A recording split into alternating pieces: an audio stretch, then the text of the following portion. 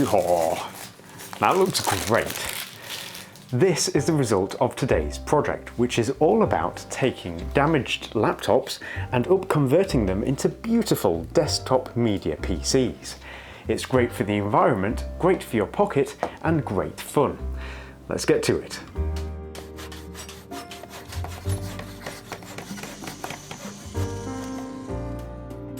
From all angles, this combination of wood and aluminium looks really striking, and it's very unique for a computer. Some of its design elements are actually a result of its internal workings. For example, the finned aluminium on the side is actually a heatsink for the processor, and the brushed aluminium below it houses a fan that gently circulates the air, keeping it cool. As this fan has been soft mounted and spins slowly, the PC is silent, which makes it a pleasure to use, whether you're watching YouTube videos or browsing the web. I have mine plugged into the lounge TV, and in combination with a wireless keyboard that has a built-in trackpad, it is comfortable to use from the sofa and results in an experience as good as any expensive smart TV for a fraction of the cost. So before we get going with the build, I'm happy to say that this video has been sponsored by Dashlane, which is a free and premium service for managing all of your online passwords.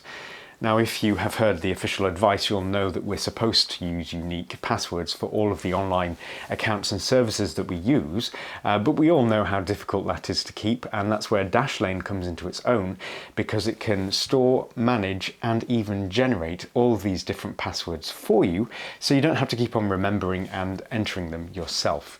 Now, it's super secure because it's all encrypted, and it works across all major platforms like Mac, Windows, iOS, and Android.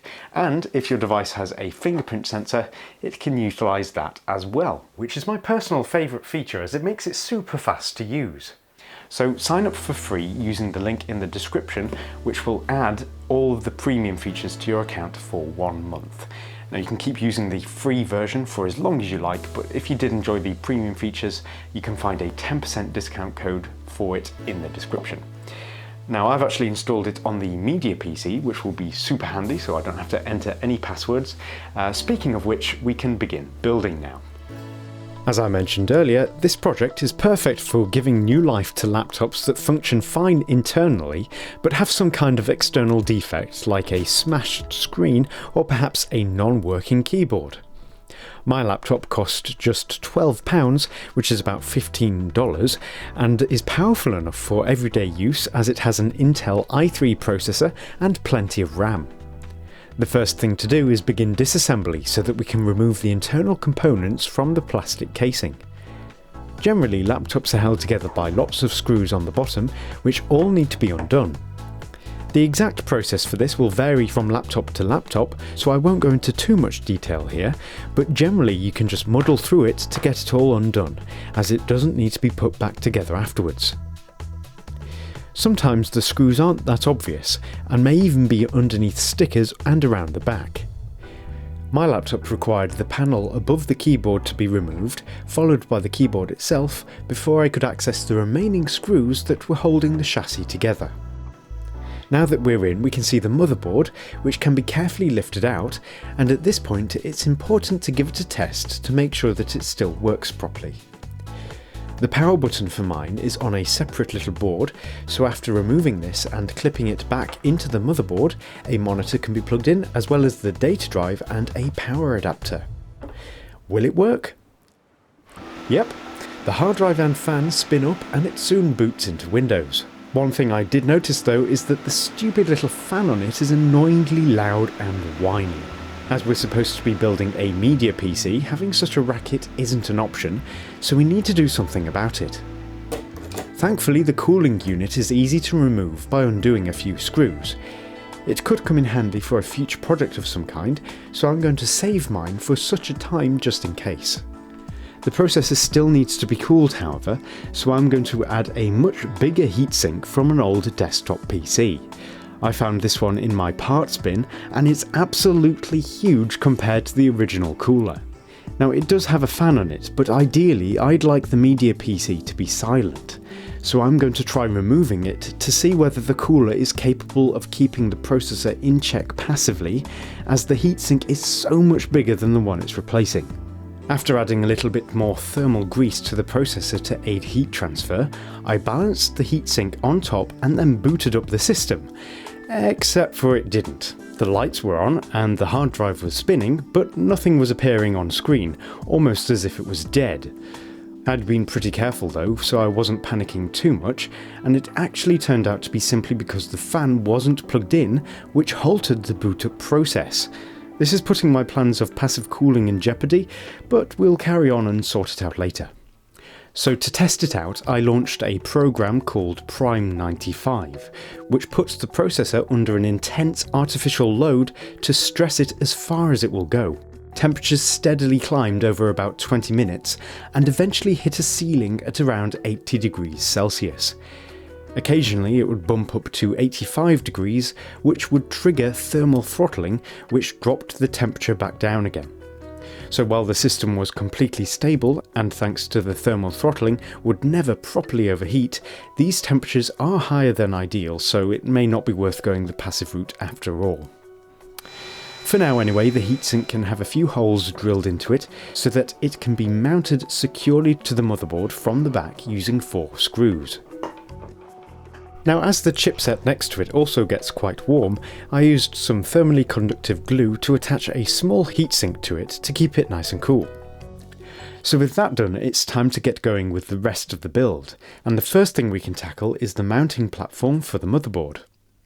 For this we'll need some aluminium sheeting that's about 1.5mm thick, onto which the perimeter of the motherboard can be marked with a knife. These grooves can then be deepened so that the aluminium can be bent along them repeatedly until it breaks free. Optionally, you may want to follow any gaps around the outside of the motherboard, as these can be handy for making space for internal wood supports or components, as you'll see later. We can now make various holes in this sheet corresponding to a few of the motherboard mounting holes. Any extra components need to be catered for here as well, like the data drives. I got the correct positioning for these by breaking through a piece of paper and then marking their locations on the aluminium using a sharp point. Any burrs that are left behind by all this drilling, by the way, can be taken care of by twisting a large drill bit over the holes by hand like so. Once all of the holes have been created, any protective film needs to be peeled off and the whole thing given a wash with water to remove any aluminium particles, as it wouldn't be very good for these to come into contact with the electronics. So the first components to mount are the data drives. The original laptop used a hard disk drive, but this was a major bottleneck for its performance, so I'm going to replace it with a solid state drive, which has no moving parts, so helps the computer run significantly more smoothly. It can't hold as much data as a typical hard drive can though, so for additional storage I'm going to mount a secondary hard drive that has a huge capacity in comparison. So with these secured in place, it's time to add some PCB standoff pillars for later mounting the motherboard. Mine are 15mm high, so are just long enough to hold the motherboard above the hard drives without touching. Before screwing the board in place though, we need to plug in all of the cables that attach to its underside, as we won't be able to access this area later. Here I've attached the power button wire and Bluetooth module. Another consideration is the audio sockets. As I'm planning on passing the audio through to a television using an HDMI cable, it doesn't matter too much, but I'd still like to have the option of using the analog audio output should I need it. Unfortunately, the side of the motherboard that they're on will later be the top of the case, and I don't want any visible ports there, so I need to route them elsewhere. I did this by soldering a headphone socket to a length of shielded audio cable, and then soldered the other end to the appropriate pads underneath the audio output port, which I discovered by using a multimeter on beeper mode. One of the pads needs to be connected to ground, as it is a sense connection that tells the computer whether something is plugged in or not. With it connected to ground permanently, the PC will always assume that something is there to send the audio signal to. Right, so now some SATA extension cables can be plugged into the data drives and the motherboard screwed in place. The SATA cable for the main solid-state drive happily plugs into the original port, but the one for the secondary storage doesn't fit at all. What's going on here? Well, the secondary port on the motherboard is a SATA port, but it's designed for use with an optical drive rather than a hard drive, and uses what's called SATA Slimline. The data connection for this is identical to a full-sized port, but the power side is slightly trimmed down to take up less space. You can buy little cables to convert it to full size or wire one up yourself, but I had a little optical bay to hard drive adapter, so I pried it apart to get the connector out, which allowed it to be hooked up without any fuss. So with that, the motherboard and components are successfully grouped together into a nice solid platform, and we can begin working on what will become the visible part of the case. For this we can cut 2 matching panels out of some kind of wood. I'm using MDF as it's cheap and easy to work with. To make the curve on the top front corner, I used a compass to mark it out and then cut along it with a coping saw, smoothing it off with a sanding stick. The components need to be mounted onto one of these panels, so the mounting hole positions can be marked with a pencil. I added these mounting holes to the aluminium sheet earlier, and there are 3 of them, which is all it takes to hold it securely in place. I used some short screws for this so that they wouldn't go through to the other side, and added some washers to hold it slightly off the surface, allowing room for the heads of the other screws. With the other panel, I cut out a rectangle so it could fit over the heatsink, and to help this stand proud against the back panel, I added a couple of wooden battens, holding them in place with glue and countersunk screws. This being MDF, it is a very boring material to look at, and it definitely needs to be spruced up. So to do this, I'm going to use some veneer, which is real hardwood sliced into extremely thin pieces. As some veneer shrinks when it's first applied, give it an iron first just to pre-shrink it. Now the panel and veneer sheets can have at least 2 coats of wood glue applied to them. You may need to add a tiny amount of water so that it spreads more easily, and once it's thoroughly dried, the pieces can be trimmed down to size and a hot iron used to press it firmly in place, which slightly melts the glue and sticks the 2 pieces very strongly together. Make sure that your iron doesn't have any water in it, by the way, as we don't want steam puffing all over the place. Once all of the bits have been added, they can be trimmed down along the edges and then sanded smooth with fine grit sandpaper. As you can see, this is starting to look really nice, and I did a similar job for the back panel as well, this time going with a more natural edge that follows the grain of the wood rather than a straight line. The next thing to do is cut out a piece of wood to act as the base. This piece is actually going to be one of the 2 anchor points that holds the front panel in place, so I've screwed on a piece of angled aluminium to act like a big bracket, after which the wood piece can be glued to the front panel. The aluminium angle, by the way, needs to have 2 threaded holes made in it to allow screws to lock into place for mounting purposes later. So every good computer needs a power button. To add one here, we can simply drill a hole for it and lock it in place with a nut. This of course needs to be hooked up to the power switch on the laptop, so I used my multimeter to find out where to attach it to. Turns out that it's simply 2 of the lanes on this ribbon cable, so I removed it and soldered the power button wires directly to it. Another thing I needed to do was replace the power input jack, as the original wasn't long enough to reach where I wanted to mount it. I actually mounted this new one onto a small block, along with the replacement analog audio socket, which then got glued to the platform in between the gap I made in the aluminium right at the start. See, I told you it had come in useful. So now there's one last thing to sort out before the case can be closed up, and that's what to do about the cooling. As you saw earlier, passive cooling temperatures were really a bit too high to be considered comfortable, so some kind of fan does still need to be added. Now, the fan that was on the heatsink at the start was large and ugly, so instead I decided to mount a small one that could blow cool air up towards and through the heatsink blades from below.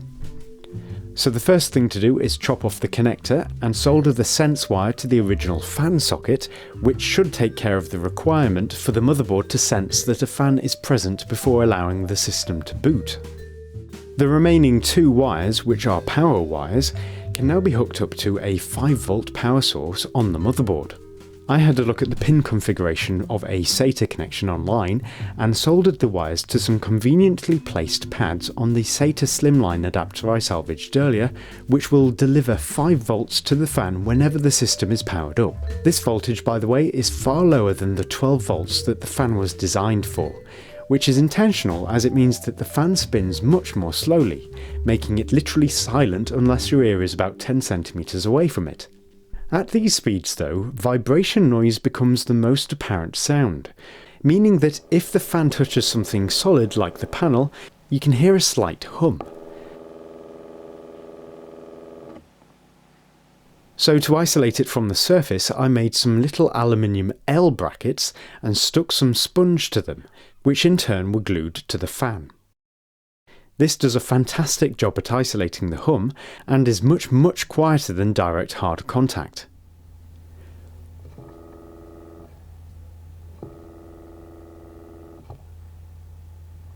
Once the L brackets were glued in place, I made a little plastic shroud to direct the airflow through the heatsink's fins. So after salvaging the Wi-Fi antennas from the screen and gluing them to the inside, the front panel can be screwed in place. The bottom screws thread into the aluminium angle that was added earlier, and the top ones thread into the wooden baton. So the build is almost complete now, but there are a couple of things left to finish off. The first of these is to bend a piece of aluminium to fit over the front and top, gluing it in place to the front panel using some epoxy. As it's only stuck to the front panel, it allows the front panel to be removable, which is important for any PC for maintenance purposes. Now to make a cover for the fan and its shroud, we can get another piece of aluminium and score some strong grooves in it and tightly bend it at 90 degrees. As this makes an ugly corner, we can now take a file and flatten it out like so. To remove any scratches, we can now take a piece of very fine grit sandpaper and run it along in one direction, which gives it a lovely brushed appearance. Now it can simply be glued in place. The back of the case, where all of the ports are, is left open to allow air to be taken in at the bottom and vented out through the heatsink. Sometime I plan on adding a fine mesh to this though, to improve it visually. The very last thing to do is add several coats of finishing oil to some of the veneer.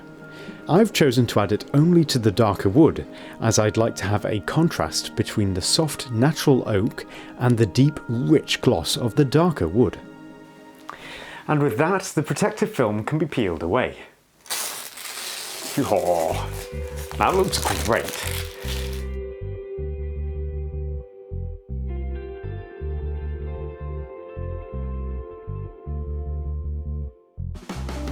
So that's it for this video. I'm personally really happy with how this one's turned out, because it looks like a piece of art as well as a functioning PC, and it's a great use of an old laptop. Now, if you make one of these yourself, don't forget that you don't have to use veneer. You could use something like leather or vinyl wrap, or even you could print something on glossy paper and use that instead. You know, go wild. It can be a really good creative outlet, and you'll have something unique at the end of it. Now, if you do make one of these, don't forget to send me a picture to my Twitter account at DIYPerks. But other than that, if you're new to the channel, don't forget to subscribe, and I hope I'll see you next time. Goodbye for now.